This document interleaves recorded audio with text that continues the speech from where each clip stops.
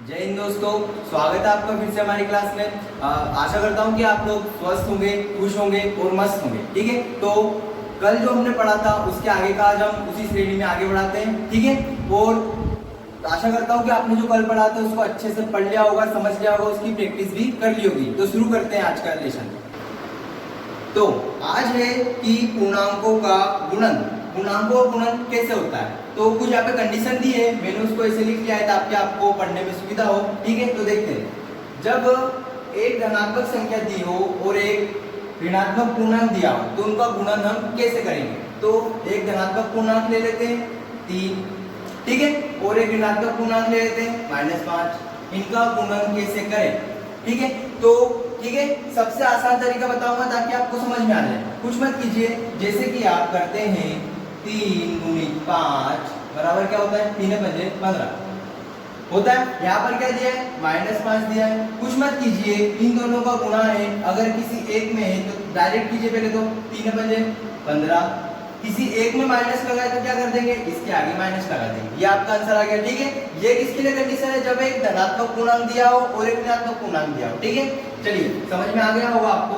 अब आगे बढ़ते हैं। बोल रहा है कि दो ऋणात्मक पूर्णांकों का गुणन, तो दो ऋणात्मक पूर्णांक दिए तो उनका गुणन कैसे होगा देख लेते हैं। ठीक है, मान लीजिए दो ऋणात्मक पूर्णांक है -2 और -2, इसका गुणन कैसे करेंगे। ठीक है, देखते हैं। चलिए हम इसे साधारण से कर सकते हैं, जैसे कि क्या दिया है, 2 दूनी 4। ठीक है, क्या हो गया, 4 हो गया। क्योंकि इसमें दोनों में माइनस लगा है तो माइनस और माइनस का जब गुणा होता है तो क्या हो जाता है, प्लस हो जाता है। ठीक है, तो जब दो ऋणात्मक पूर्णांकों का हम गुणन करेंगे तो हमें एक धनात्मक पूर्णांक मिलेगा। एक कंडीशन देख लीजिए। ठीक है, जैसे हमने योग के लिए करा था ऐसे गुणा के लिए बता देता हूँ। ठीक है, जब एक, ठीक है, जब दोनों संख्याएं प्लस में हो और इनका गुणन होगा तो क्या आएगा, प्लस की संख्या आएगी। ठीक है, जब एक संख्या प्लस हो एक संख्या माइनस हो और जब इनका गुणा होगा तो क्या आएगा, माइनस की संख्या आएगी। ठीक है, जब एक माइनस हो एक प्लस हो और इनका गुणा हो जाए तो क्या आएगा, माइनस की संख्या। जब दोनों संख्याएं माइनस में हो तो इनका गुणा होगा तो आएगी प्लस की संख्या। समझ में आ गया, वही चीज थी यहाँ पर, दोनों संख्या काय में थी, माइनस में, इसका हमने गुणा करा, क्या आएगा, प्लस का 4। समझ में आ गया आपको। आगे बढ़ते हैं। चलिए तीसरा बोल रहा है 3 या अधिक ऋणात्मक पूर्णांक दिए तो क्या करेंगे। इसी उदाहरण को ले लेते हैं आगे भी। ठीक है, ये ठीक है, 1 2 3। ठीक है, चलिए ध्यान दीजिएगा, जब हम, ठीक है, अभी ऊपर बढ़ के आए हैं कि जब दो ऋणात्मक पूर्णांक को गुणा करते हैं तो क्या आता है, एक धनात्मक पूर्णांक, 2 दूनी 4, बचा क्या, -2। ठीक है, अब देखिए कंडीशन कैसी बन गई, ये वाली, एक धनात्मक आ रहा है और एक ऋणात्मक। तो हम पढ़ चुके हैं कि जब एक धनात्मक और एक ऋणात्मक पूर्णांक का गुणन होता है तो हमेशा ऋणात्मक पूर्णांक आता है। 4 दूनी सीधा सीधा कर सकते हैं 8, और क्योंकि एक में माइनस लगा है इसलिए इसके आगे माइनस लगा देंगे। ठीक है, चलिए आपको ये समझ में आ गया होगा। अब आगे बढ़ते हैं। तो चलिए आगे बढ़ते हैं। अब जैसे हमने कल देखा था योग और व्याकलन के लिए पूर्णांकों के गुण, ऐसे ही आज हम आगे देखेंगे गुणन के गुण। ठीक है, तो देखते हैं, जैसे उसमें थे कुछ कैटेगरीज, इसमें भी कुछ कैटेगरीज है जिसको मैंने यहाँ पर लिख लिया। ठीक है, तो पूर्णांकों के गुणन के अंतर्गत समृद्ध। ठीक है, क्या पूर्णांक गुणन के अंतर्गत समृद्ध होते हैं तो देख लेते हैं। कल मैं समृद्ध का मतलब समझा चुका था। समृद्ध मतलब होता है कि यदि मैं दो पूर्णांकों का गुणा करता हूं तो क्या पुनः मुझे एक पूर्णांक, तो ठीक है, जब हम दो पूर्णांकों का गुणा करते हैं तो हमें पुनः एक पूर्णांक प्राप्त हो जाता है। देख लेते हैं कैसे। देखिए +6, ठीक है, क्या है, पूर्णांक है, इसका गुणा मैंने करा, ठीक है, -4 के साथ। ठीक है, तो क्या अभी हम पढ़ के आए थे कि जब एक धनात्मक और एक ऋणात्मक पूर्णांक का गुणा करेंगे तो पुनः हमें एक ऋणात्मक पूर्णांक प्राप्त होगा। तो सीधे सीधे कर सकते हैं, 6 × 24, और क्योंकि एक में, ठीक है, एक में माइनस है इसलिए हमने माइनस लगा दिया। ठीक है, समझ में आ गया होगा आपको। तो ठीक है, ये सिद्ध हुआ कि पूर्णांक गुणन के अंतर्गत समृद्ध होते हैं। अगला देखते हैं क्रम विनिमयता। कल मैंने समझाया था कि क्रम विनिमयता क्या होती है, कि ठीक देखिए क्रम विनिमयता में क्या होता है, जो फर्स्ट नंबर पे होता है, ठीक है, मान लीजिए आपको दो पूर्णांक दिए हैं, जो फर्स्ट नंबर पे उसको मैं, ठीक है, सेकंड पे ले आऊं और सेकंड नंबर को फर्स्ट पे जाऊं, ये होता है क्रम विनिमय, मतलब कि उनका क्रम को आगे पीछे कर देना। तो देख लेते हैं क्या पूर्णांक क्रम विनिमयता का गुण दर्शाते हैं, देख लेते हैं। देखिए मान लीजिए कि मैं करता हूँ -6 × ठीक है 4, ठीक है, क्या आएगा, -24।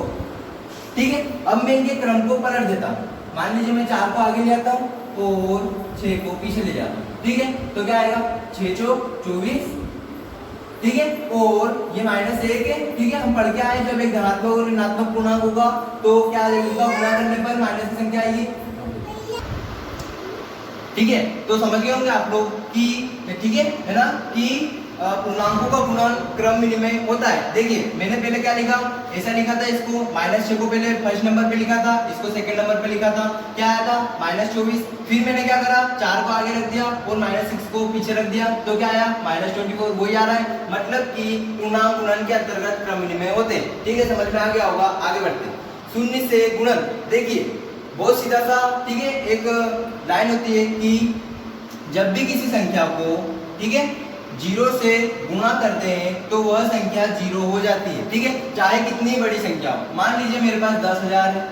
ठीक है, इसको मैंने 0 से गुणा करा तो मेरे पास क्या आ जाएगा, 0 आ जाएगा। ठीक है, समझ गए, 0 से शून्य से गुणन समझ गए होंगे आप लोग। चलिए आगे बढ़ते हैं, गुणात्मक तत्समक। गुणात्मक तत्समक क्या होता है, कल मैंने समझाया था तत्समक क्या होता है। तत्समक, ठीक है, तत्समक गणित में एक ऐसी संक्रिया है जिसका किसी भी संख्या में, ठीक है, प्लस माइनस या गुणा करने पर वही संख्या प्राप्त हो जाती है। ठीक है, कल हमने योज्य तत्समक समझा था। ठीक है, जो प्लस माइनस के लिए होता है।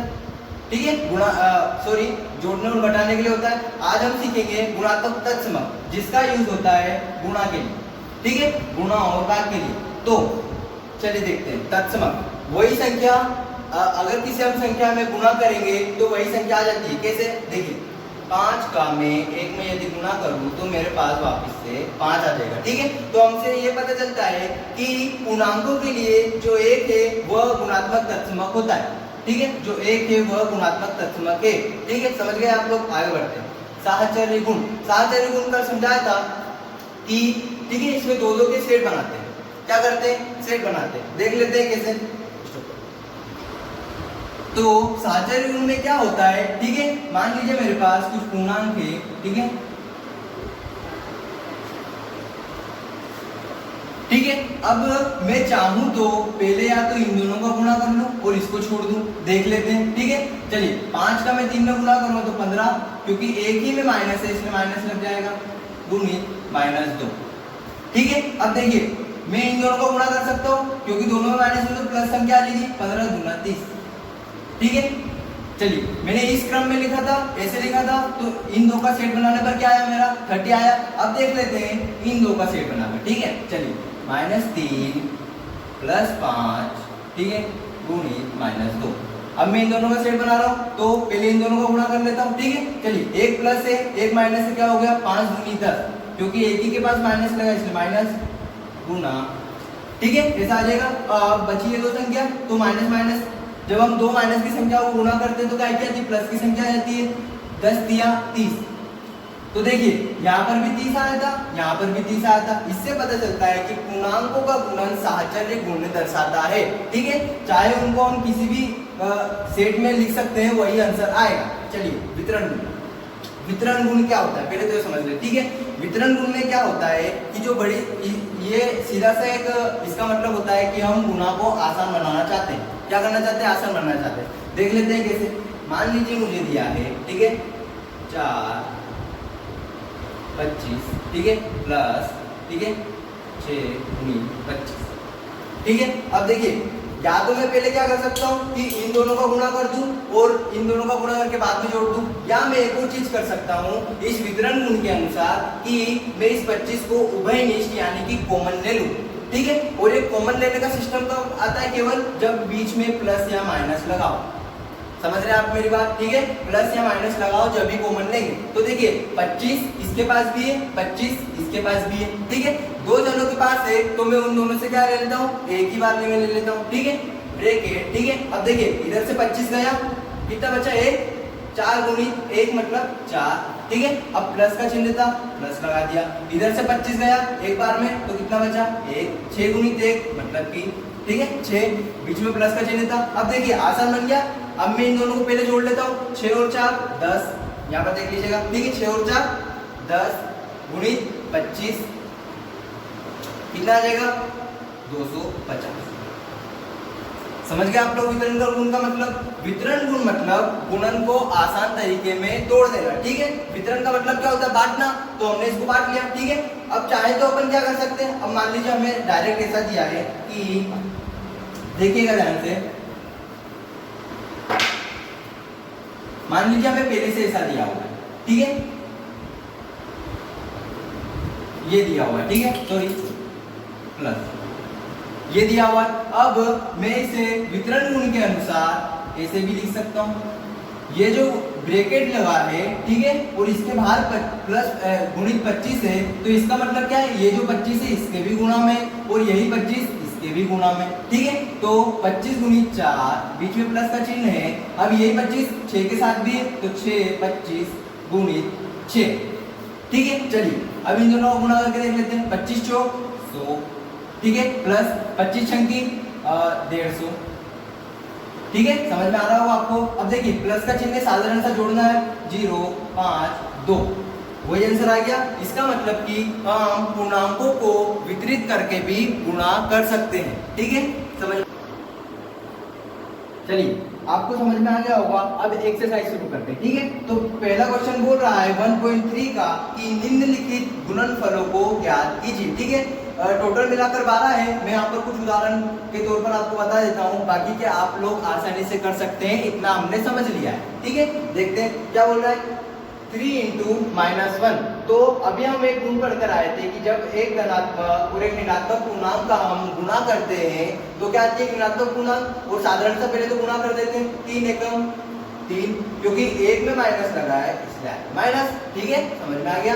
आगे बढ़ते हैं। अब देखिए यहाँ पर दोनों ऋणात्मक पूर्णांक है, तो क्या करेंगे, एक बार पहले तो इसको गुणा कर दो, 316 एकम 316, अब ये माइनस माइनस प्लस हो जाएगा, ये इसका आंसर हो गया, ठीक है। आगे देखते हैं। अब देखिए यहाँ पर चलिए यहाँ पर 3 संख्या है, ठीक है। तो पहले तो देख लीजिए कि ये दोनों संख्या देखिए ऋणात्मक है, ऋणात्मक पूर्णांक, और ये धनात्मक पूर्णांक, ठीक है। तो हम पढ़ के आए हैं कि जब दो ऋणात्मक पूर्णांकों का गुणन करते हैं तो एक धनात्मक पूर्णांक आता है, क्या आएगा, ठीक है, -12 का गुणा -11 में करेंगे तो क्या आ जाएगा, प्लस का 132 और एक ये 10, ठीक है। तो क्या आ गया, 1320। आसान था, ठीक है। आगे बढ़ते हैं। अभी देख लीजिए जब 4 संख्या माइनस में हो तो उनका गुणा क्या करेंगे, ठीक है। देखिए पहले तो हम साधारण से इनका गुणा कर लेते, ठीक है। 6 × 18, 18 दूना 36 और 36 एकम 36। अब हम पढ़कर आए थे कि जब हम दो संख्याओं का गुणा माइनस की संख्याओं को गुणा करते तो क्या आती, प्लस की संख्या, ठीक है। तो कैसे, एक और बार छोटा सा करके बता देता हूँ, 6 × 18, ये प्लस का 18 आएगा, दोनों माइनस में है तो, ठीक है। अब 2 एकम 2, क्योंकि दोनों माइनस में, ये भी प्लस में आएगा, ठीक है, 2 एकम 2, तो क्या हो जाएगा, 18, दोनों प्लस की संख्या आ गई, 18 दूना 36 का 36 हो जाएगा, ठीक है। मैंने कुछ क्वेश्चन बता दिए हैं, अब आप थोड़ी मेहनत करके इन्हीं को देख देख कर प्रैक्टिस करके आगे ये क्वेश्चन कर लेना, ठीक है। सेकंड नंबर का क्वेश्चन देखते हैं। चलिए पहला क्वेश्चन आपको समझ में आ गया होगा, दूसरा क्वेश्चन देखते हैं। बोल रहा है कि निम्नलिखित को सत्यापित कीजिए। सत्यापित करने का मतलब है कि दोनों पक्षों क्या बराबर है, हमें ये दिखाना है, ठीक है। तो क्वेश्चन को आप देखेंगे तो अभी हम पढ़कर आए हैं एक वितरण गुण, क्या है, वितरण गुण पढ़ के आए, ठीक है, ठीक है, समझाया था मैंने वितरण गुण, उसके हिसाब से इसको कर लेते हैं। चलिए देखते हैं, ठीक है। चलो 18 गुणित, ठीक है, 7 प्लस और माइनस क्या हो जाएगा, माइनस, ठीक है। चलिए 7 में से 3 गए, कितना बचेगा, 4 गुणित, ठीक है, ये हो गया 18 चौक 72, इधर तो आ गया 72, एक पक्ष में क्या आ गया भैया, 72 आ गया।